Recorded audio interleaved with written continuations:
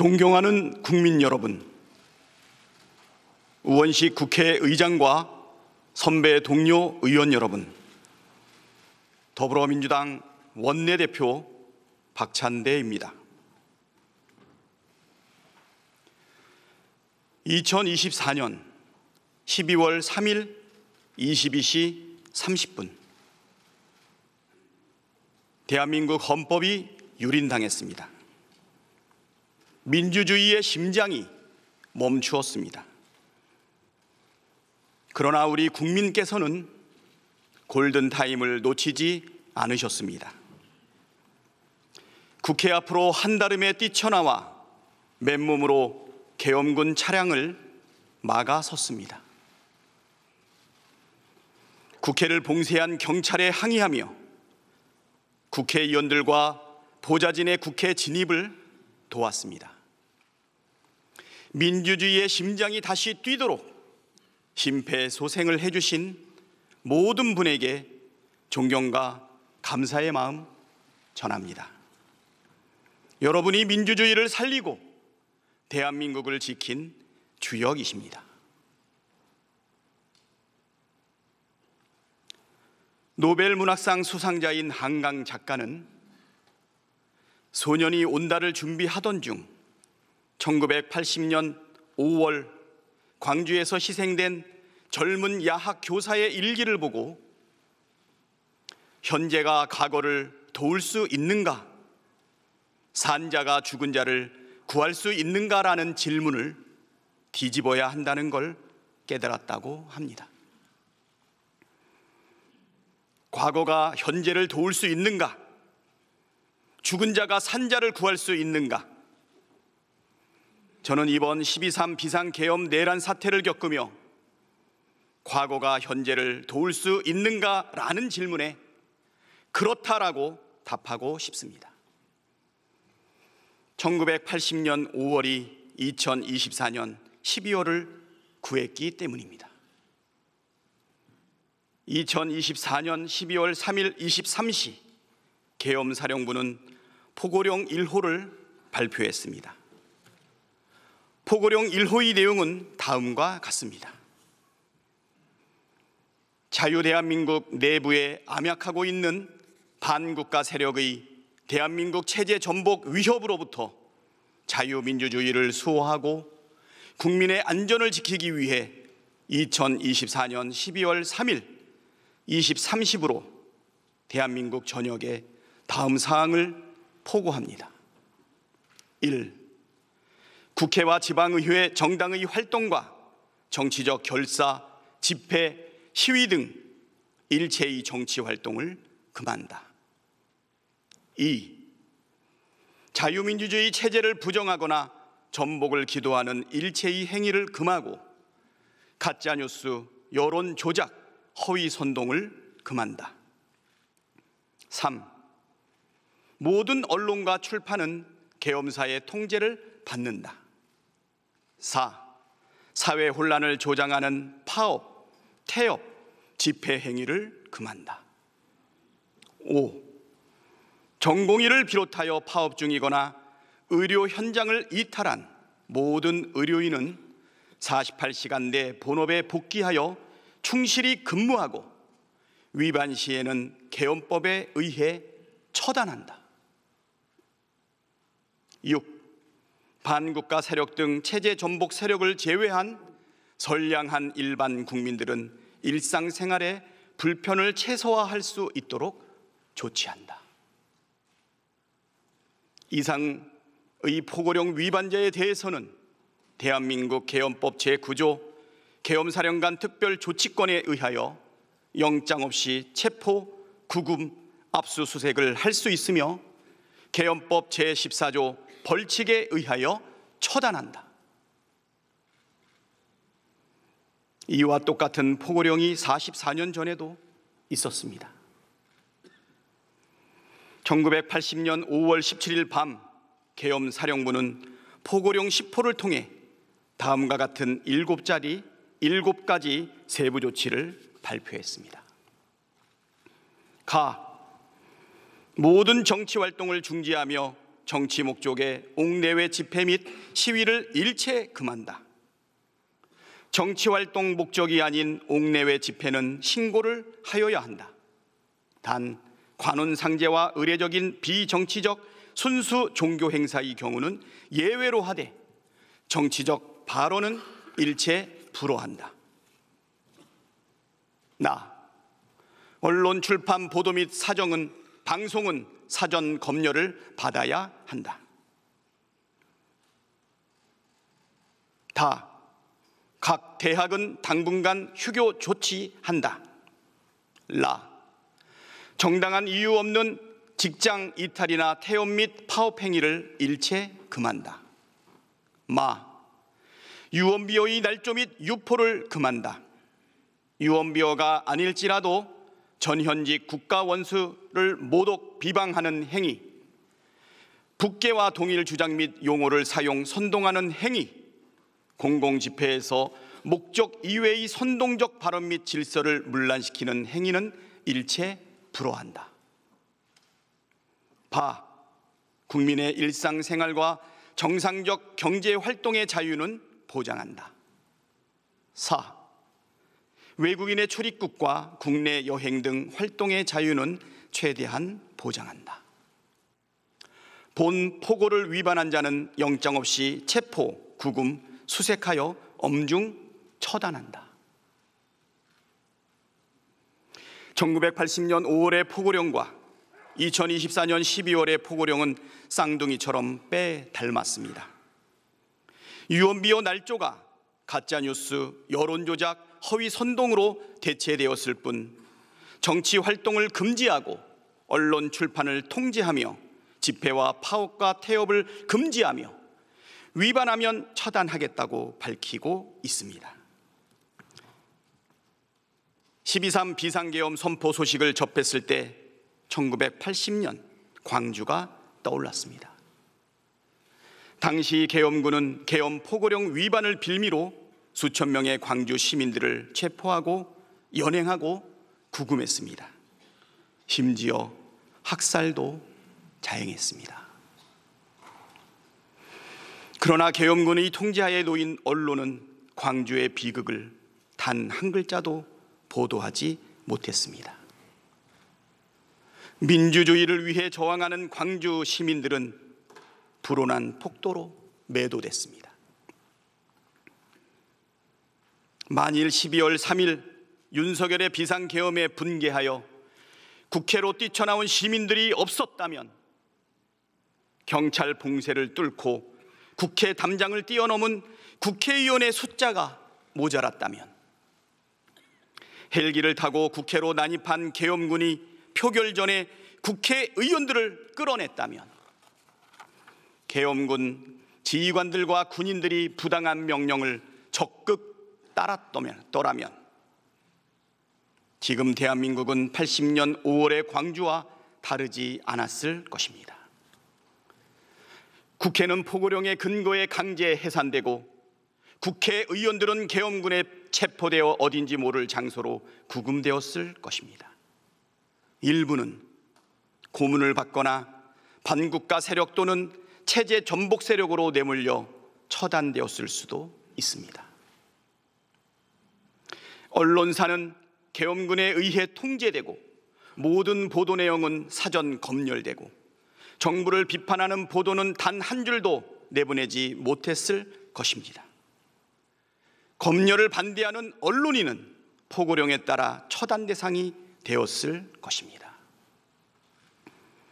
정부를 비판하거나 계엄에 반대하는 시민들은 영장 없이 체포 구금되어 군사 법정에서 유죄를 선고받거나 처단되었을 것입니다. 의사들과 전공의들은 직업 선택의 자유를 박탈당한 채 병원에 복귀하지 않았다는 이유로 처단되었을 겁니다.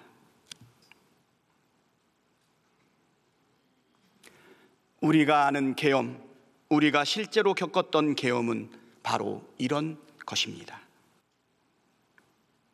상상만으로도 아찔한 비상계엄이 실제로 선포됐을 때 1980년 5월 광주는 2024년 12월에 우리를 이끌었습니다. 44년 전 고립무원의 상황에서도 죽음을 각오하고 계엄군과 맞섰던 광주 시민들의 용기가, 그들이 지키려 했던 민주주의가 우리를 움직이는 원동력이었습니다. 과거가 현재를 도왔고 죽은 자가 산 자를 구했습니다. 대한민국의 민주주의는 광주에 큰 빚을 졌습니다.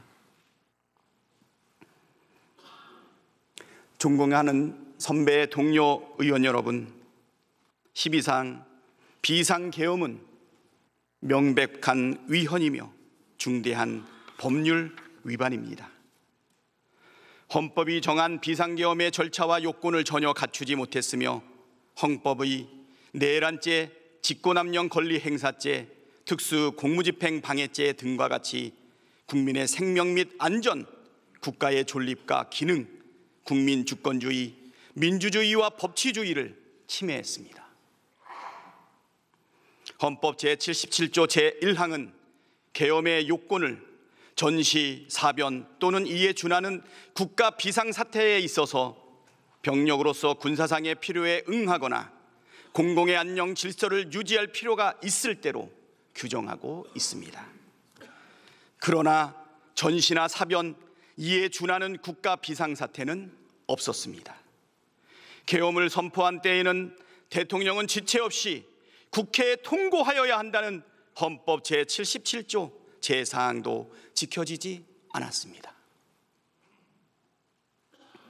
비상계엄을 수개월 전부터 치밀하게 계획하고 준비했으며 북한에 무인기를 보내 북한의 도발을 유도하고 오물풍선 원점 타격으로 인위적 전시 상황을 조성하려 한 정황은 애초부터 비상계엄이 요건을 갖추지 못한 명백한 위헌이었다는 사실을 보여줍니다. 계엄군과 경찰은 헌법기관인 국회의 기능을 마비하고 헌법기관인 국회의원을 체포해 계엄 해제 의결을 막으려 했습니다. 비상계엄이 선포된 뒤 경찰은 국회를 봉쇄해 국회의원과 보좌진의 국회 출입을 방해했습니다. 완전무장한 계엄군이 국회로 출동하여 본회의장 진입을 시도하였고 총기를 휴대한 계엄군은 국회 본청 유리창을 깨고 국회 직원을 위협했습니다. 무장한 계엄군과 경찰은 국가선거 사무를 총괄하는 중앙선거관리위원회 청사와 연수원 등을 점령하여 출입을 통제하고 당직자의 휴대폰을 압수했으며 통합 선거인명부 시스템 서버를 촬영했습니다. 계엄작전에는 최정예 북파 공작원이 투입됐으며 계엄군은 체포될 인사들을 수감할 장소를 물색했고 법무부는 체포될 정치인과 언론인 등을 수감하기 위하여 장소를 마련하려고 했습니다. 즉 12.3 비상계엄 선포는 위헌 위법할 뿐만 아니라 대통령이 자신의 권력을 유지하기 위해 군대를 동원해 국민 주권을 찬탈하고 행정 권력뿐만 아니라 입법과 사법 권력까지 장악하기 위해 벌린 내란 행위입니다. 윤석열은 이 내란을 진두지휘한 내란의 우두머리입니다. 윤석열은 특수전 사령관과 수도방위 사령관에게 전화를 걸어 상황을 직접 점검했고 국회의원 체포를 직접 지시했으며 위헌 위법한 포고령까지 직접 검토했습니다. 곽종근 특수전 사령관에게 비아폰으로 전화를 걸어 의결 정족수가 아직 다 안 채워진 것 같다.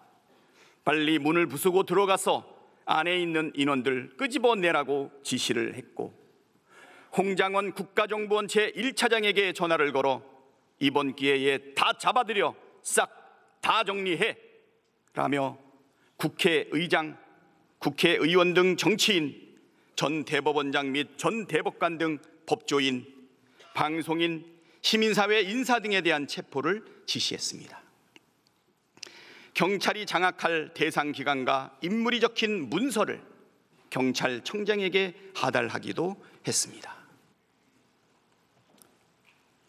존경하는 선배, 동료, 의원 여러분, 12.3 비상계엄 내란 사태로 무너진 헌정질서를 바로 세우는 것이 국회의 책무입니다. 윤석열은 12.3 비상계엄 내란을 일으켜 헌정질서를 마비시켰습니다. 헌정질서를 파기한 윤석열을 탄핵하는 것은 헌정질서를 회복하는 길입니다. 국회는 헌정질서 회복을 위해 헌법이 부여한 권한으로 윤석열의 직무를 정지시켜야 합니다.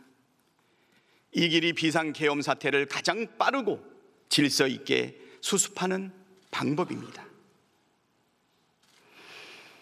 윤석열은 정상적 직무 수행이 불가능합니다.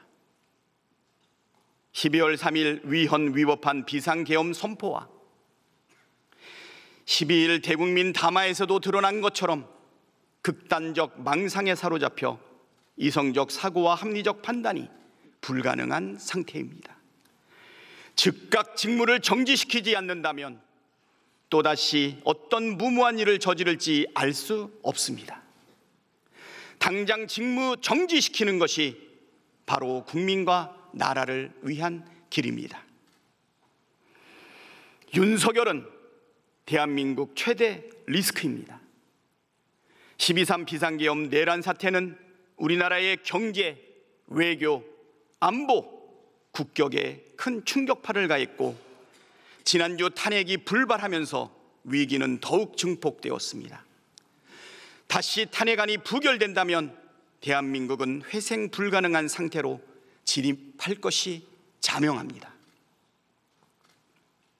미국을 비롯한 전 세계 자유민주국가들이 대한민국의 헌정질서 파괴와 민주주의 위기에 대해 심각한 우려를 표명하고 있습니다. 탄핵안을 가결함으로써 대한민국의 헌정질서와 민주주의가 정상적으로 작동하고 있음을 전 세계에 보여주어야 합니다. 국민의힘 의원 여러분,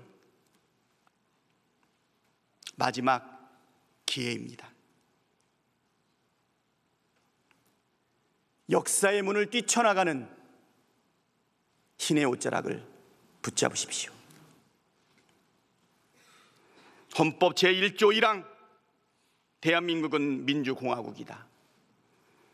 제1조 2항 대한민국의 주권은 국민에게 있고 모든 권력은 국민으로부터 나온다. 헌법 제46조 2항 국회의원은 국가 이익을 우선하여 양심에 따라 직무를 행한다.